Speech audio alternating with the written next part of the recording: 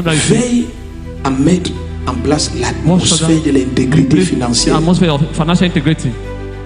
Est-ce que vous savez que beaucoup de personnes ne comprennent pas que lorsque Jésus a parlé aux apôtres, dans Jean 15, à partir du verset 3, vous savez ce qu'il leur dit? Il leur dit, vous êtes purs à cause de la parole que vous avez reçue. Vous savez ce que ça veut dire? Il veut dire la lumière que cette parole a mise en vous, il n'y a pas moyen que les ténèbres entrent.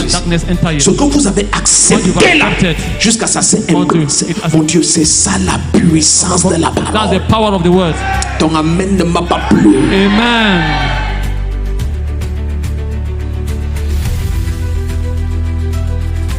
Plusieurs souffrent parce que tu vois, ils ne comprennent pas. Donc, si tu ouvres ta Bible et on commence à regarder les 7 lumières là, tu vas voir une de ces lumières, c'est l'esprit de crainte de l'Éternel. Une autre de ces lumières, c'est l'esprit de sagesse. Mais la sagesse commence où? La haine du mal. Donc ça veut dire que le Seigneur veut que tu comprennes que tu peux prêcher sur toutes ces 7 lumières, mais en prêchant la même chose, de manière à te purifier même toi-même. Les gens ils sont plus dans cette salle. Laisse-moi dire ça d'une autre manière. Est-ce que vous savez que plus un enseignant enseigne une matière, s'il choisit de grandir, il aura plus de maîtrise de cette matière. En fait, au début, quand il enseigne, tout enseignant honnête va te dire qu'il ne la maîtrise pas tellement au point de la transmettre facilement. Mais avec les années, quand il s'exerce, maintenant, il peut te prendre un élève. Il met la connaissance de cette... L'enfant aime la matière, tu n'as pas idée. Il aime la matière. Pourquoi? Parce qu'il s'est retrouvé avec quelqu'un qui a maîtrisé la matière au fil des années et la capacité de la maîtriser en lui a rendu ça facile à transmettre aux autres. Amen. Je lui ai dit, mon fils, parce que lui, tu vois, il venait me dire, oh papa, vraiment, j'ai découvert quand tu pries pour moi, vraiment, ça me protège. J'ai dit, non. Ça peut te protéger que pour un temps, c'est normal. Toi-même, protège-toi par les armes offensives et défensives de la vérité. Est-ce que vous savez, laisse-moi descendre à ton niveau. Là, je parlais de pasteur, tu ne parviens pas à saisir. Je descends à ton niveau. Est-ce que si tu passes ton temps dans la maison à dire que les coutumes n'ont rien à voir avec Jésus, les pratiques du village, tu parles clairement contre ça? Est-ce que tu sais que même si on te persécute pour ça, au moment où ils iront faire ça, personne ne va te tenter d'y aller. Tu t'es protégé en déclarant la vérité. Ta manière de dire Amen ne me plaît pas. Mais regardez, est-ce que vous savez, je n'ai pas tout le temps, on doit avancer, mais est-ce que vous savez que dans Romains 1, à partir du verset 18, je pense, verset 17, surtout on peut mettre aux écrans, ça va nous aider.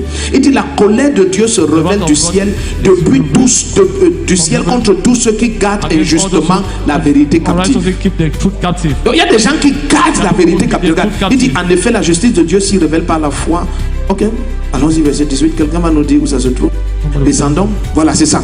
La colère de Dieu se révèle du ciel contre toute impiété et toute injustice des hommes qui font comment? Qui retiennent injustement la vérité captive. Donc Dieu n'aime pas ça. Il n'aime pas ça. La vérité parle là. Il a dit, ce que je te dis en secret, crie-le sur les toits. Vous savez, quand vous parlez la vérité, même à vos amis, si tu dis que tu es né de nouveau et tes amis n'écoutent pas la vérité, ils vont te ramener dans le monde. Parce que la vérité est une arme défensive et offensive. C'est toi que tu sécurises. Ton amen ne me plaît pas. C'est toi que tu sécurises en déclarant la vérité. C'est toi que tu sécurises. Oh, si quelqu'un comprend ça, il va dire. Bon, maintenant, essaye d'imaginer que tu te tais. Se taire te rend corruptible. Même dans ton lieu de service, si on sait de façon claire ce que tu crois, parce que tu le prêches, c'est fini. Il y a des choses que quand les gens veulent faire, je vais vous dire une histoire vraie. Si cette autorité dans ce pays me visionne, il peut même en commenter s'il peut. Amen. Et il y a des pasteurs qui étaient là ce jour. S'il y en a qui sont honnêtes, en commentaire ils peuvent. Nous étions dans le bureau. Je parle à la gloire de Jésus. Pardon. J'étais dans le bureau d'une autorité un jour et je rencontre des pasteurs là-bas. Je vous dis devant Dieu, c'est à la gloire du Seigneur. Il n'y a pas mon nom dedans. À un moment donné, il me dit profane défaut. S'il vous plaît, excusez-moi un peu. Je vais vous libérer. Comme ça. Et je savais que c'est parce qu'il veut parler des choses. Voilà. Il me dit non, je vais vous libérer. Je vous raccompagne. Donc il a ouvert le bureau, on est sorti. Il me dit vraiment, mon prophète, vous êtes béni. Ainsi les autres sont partis, il me raccompagne.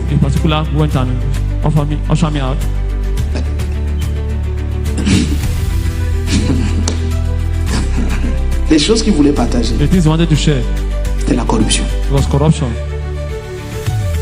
Et il savait que si celui-ci est là, ça va prendre feu ici.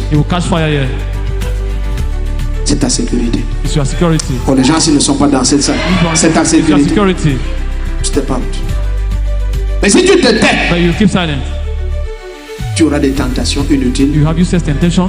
Et tu vas me tomber. Oh, si quelqu'un comprend un peu, il dit amen un peu, non? Amen. Pourquoi les amens sont faibles? Dis un amen puissant. Amen. Il y a des choses qu'on ne va pas. On va se demander, hey! Tu proposes le vin à bébé Jésus ou bien n'importe quel nom qui te donne. Il dit non, pardon. Il n'est pas dans nos choses. Il n'est pas dans pardon. Please. Il n'est pas dans nos choses là qu'on rentre à minuit, on dort dehors. Non. Mais tu te tais. Il dit que tu peux m'accompagner quelque part, on rentre demain. Pourquoi on peut oser te dire ça? Parce que tu n'as pas utilisé les armes offensives et défensives de la vérité. Donc ton amen n'était pas clair. Amen.